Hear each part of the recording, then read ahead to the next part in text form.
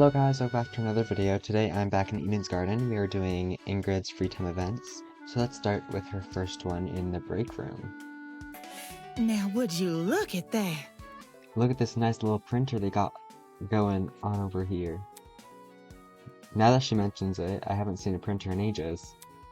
What's with this academy and its technology? Sometimes it's outdated, sometimes it's modern.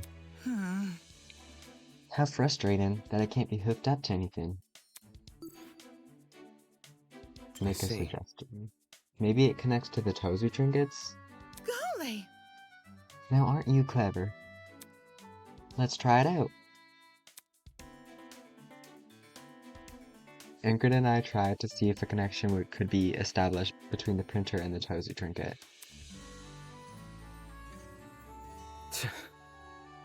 Doesn't seem like the Tozu trinket can do anything. Maybe the printer is just for show. Come on. Whoever's behind this is one nasty prankster. Getting our hopes up just for it to be a load of applesauce. Was the printer really that exciting? Would you like to give Ingrid a present? Yes. Now would you look at that? I'll happily take that from you. You've got quite the heart of gold, hun. Ingrid liked her present. Howdy. So, what have you been up to since we got stuck in this place? Nothing productive, mostly sitting around thinking to myself. Being productive in a place like this does seem next to impossible. What is going on? It's slightly annoying. I don't want to lose my edge. Oh. Edge? In my abilities. No. Like your debating abilities. Among other things, yes. Just the worst. I took a break from debating competitions in order to attend Eden Garden Academy. But that didn't mean I was going to take a break from training. If I don't train, I'll start to deteriorate. Wait just a sec. Nonsense. Whatever training you've done won't just go away in a blink of an eye. Unless you're kept in here for a few years. Although that won't happen. Right. What about you? Blacksmithing must be physically assertive. If you don't maintain the physique you currently have, it'll be harder to pound metal. You should worry about yourself more. Oh please, I'll never stop worrying about others. It's in my blood. So you're not concerned about staying in shape? Of course I am. Then how do you intend to stay in shape? It's not like there's a gym in this building. Now why would I need a gym? Huh? I don't need some fancy gym to stay big and strong. Just a healthy diet and a little exercise. You think? This place doesn't exactly have a wide range of food. Help a lady out, will you? Let me ask you something. What's the most important nutrient your body needs? Do you not know? Come on. Of course I know. I'm just curious about your answer. Alright. The most important nutrient for the body? That's an easy enough question. I'm gonna guess water since it's water. Focus. Water is the most important. Now would you look at that? Oh my gosh, I thought it was gonna be just so dumb. Okay. Staying hydrated is the key to a healthy mind and body. That's where I gotta give this place some props. The tap water here has to be the best water I've ever drunk. Golly! And the food, gosh, it's like a little party in my mouth. Ingrid was practically bouncing with excitement at this point. That's... I don't see how you can maintain your muscles through diet alone. Tisk! That's why I said a healthy diet and a little exercise. Just give me 20 minutes and a floor to sit down on, and I'll do the whole one too. Squats, push-ups, sit-ups. You don't need gym equipment for a good workout. You think? What about weightlifting? Oh, I just look for the heaviest thing I can find. Which is usually one of our classmates. No. What? Have you actually been using people here as barbells? Let me tell you, they've some of the politest barbells I've ever met.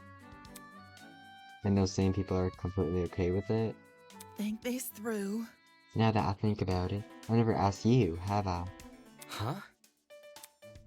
Damon, how much do you weigh again? Huh. Actually, let me take a look at your student profile. Take this seriously. If this is about the barbell stuff, don't even bother trying to convince me. Say what? Really? I'll treat you to lunch if you help me out. Nope. Not good enough. Such a party pooper. Well, I'll respect your wishes.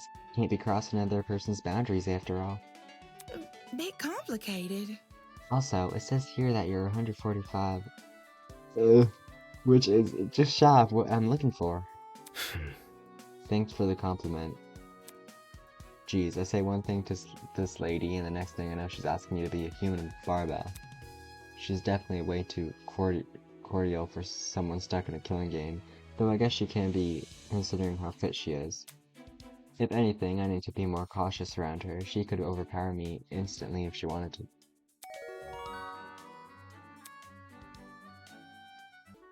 She does all sorts of exercise to keep her body in shape, including weightlifting. When I asked her what she could possibly be using as weights in the killing game, she said that other students have volunteered themselves. Fortunately, I'm too lightweight to be one of her human barbells. Huh. I'm plumb tuckered out. It's not like me at all. Guess I gotta hit the hay early. Hiya.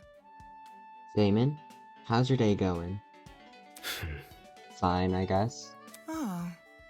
You don't sound too good, hun. Got any grime bothering you?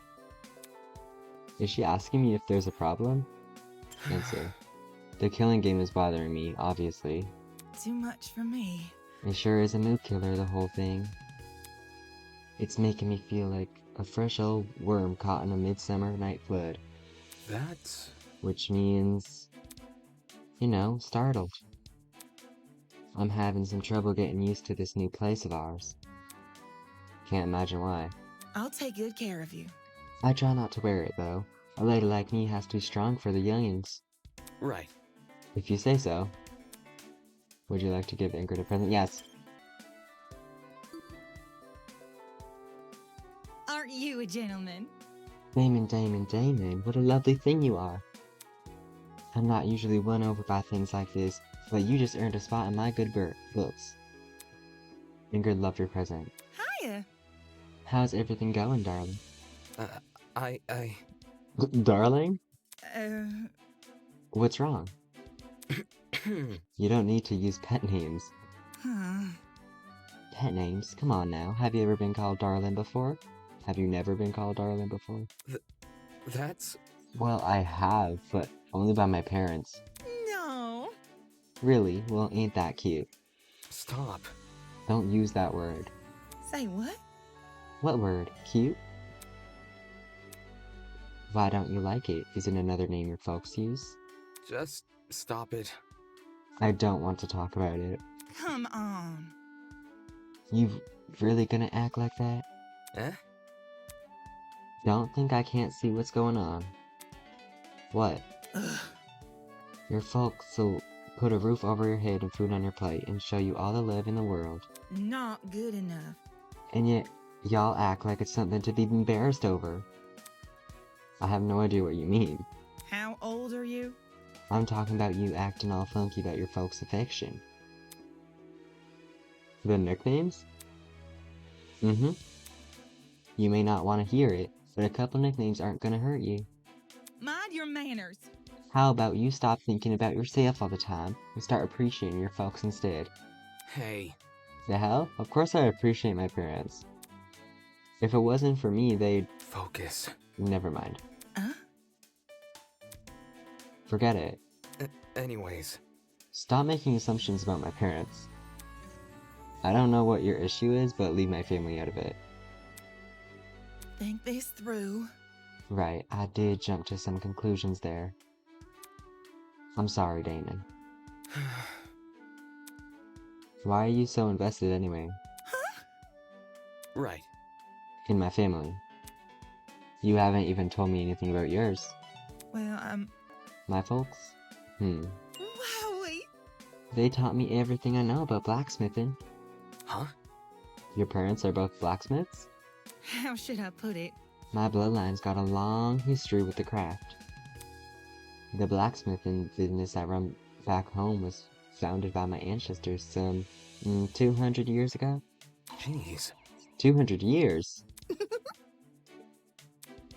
I've heard a bit of businesses being around for 100 years, but 200? And for a blacksmithing business of all things? If you're curious, I can show you the family business one day. Now, would you look at that? It may not be the homey little shack it used to be, but I think it'd make my ancestors proud. As nonsensical as it sounded, I highly doubt she has what it takes to pull off a lie. So, I have no other option but to believe it. 200 years of blacksmithing, huh? That's a pretty intimidating legacy to live up to, let alone bring into the modern age. Ingrid may have passion for her craft, sure, but considering how fast the world moves, well, I think her ancestors' pride would be short-lived. When she noticed I was embarrassed over the pet names my parents gave me, she accused me of taking my parents for granted. How the hell did she jump to that conclusion? In order to steer the conversation away from myself, I prodded Ingrid about her family. She said her parents taught her how to be a blacksmith, and that the business she runs back home has been around for 200 years. Oh, Darling, mind coming back another time? I'm having a little chit-chat with Toshiko here. Indeed, only a miscreant like Mochi would ever dare to abduct my interlocutor. Hey. Abduct? The hell are you talking about? I wasn't planning on doing anything. I don't even want to talk. help a lady out, will you? Then you wouldn't mind circling back later, hmm? Only if the kid leaves before then. I'm feeling a little guilty. Hello? Guilty? Ugh. For not paying, of course. Paying for what? These cleaning supplies. Eh? How should I put it? Back home, I got all my supplies from a sweet old granny running the local corner shop. And I know there's no granny to be found here, but I can't stop picturing her. Taking something from here feels like taking something from her, you know? Poor Ingrid looks glum. Would you like to give her a present? Yes. No. Aren't you a sweetheart? Thank you kindly. Ingrid liked her present. Ingrid, I've got a question regarding your family business. Hiya. Ask away. Right. You said it's been around for 200 years, right? That I did. How? Huh? It's simple. Blacksmithing is old-fashioned. I find it hard to believe a business like yours could generate enough profit to stay afloat. Not good enough. Whatever happened to having a little faith? Huh? Back in the day, our family business used to be a real hotspot. Everyone in town was regular. The only reason things changed was because of all that mass production nonsense started happening. Ugh. People decided it was more convenient to buy something slapped together by a robot than wait a few couple of days for a quality Grimwell product. That's exactly my argument. Let's get going. But as mucky as everything is right now, it'll all come out in the wash. I know I can make the world appreciate us blacksmiths again. Right. How are you going to do that? Huh. Well, I've been introducing a lot of changes since taking over the business. For starters, expecting people to commission us for basic goods just wasn't realistic anymore.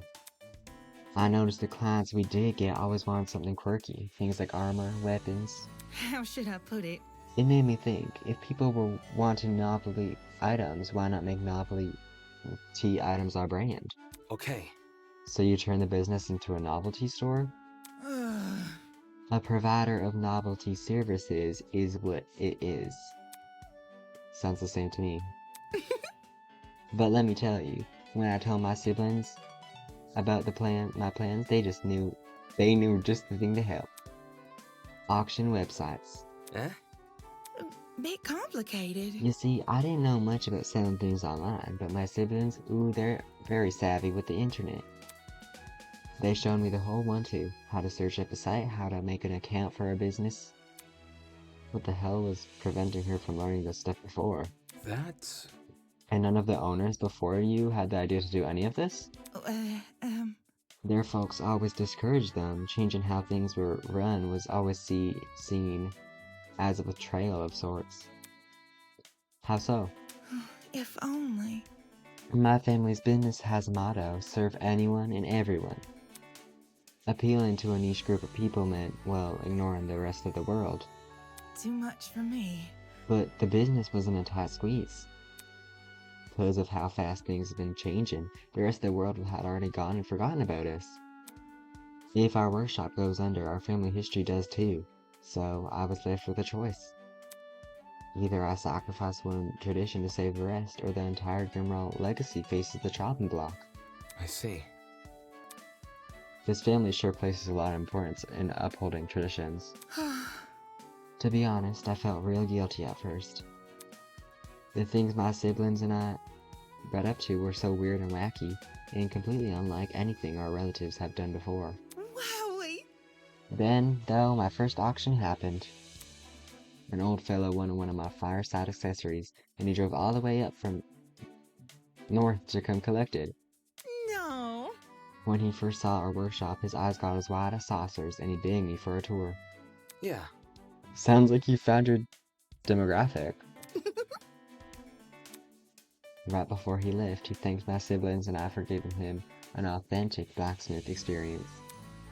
In the regret I'd been feeling up until then, I swear my soul eased up a little bit. Now would you look at that? After that, I began receiving a steady stream of online buyers. Mind you, this was happening before the UTP recognized me. When I became the ultimate blacksmith last year, business more than quadrupled. No. Wait, did you say quadrupled? Wowie! If I can be perfectly honest, I appreciate the UTP for giving us traditional blacksmiths the spotlight. It's for sure made it easier to put food on my family's plates. Food on her family's plate, huh?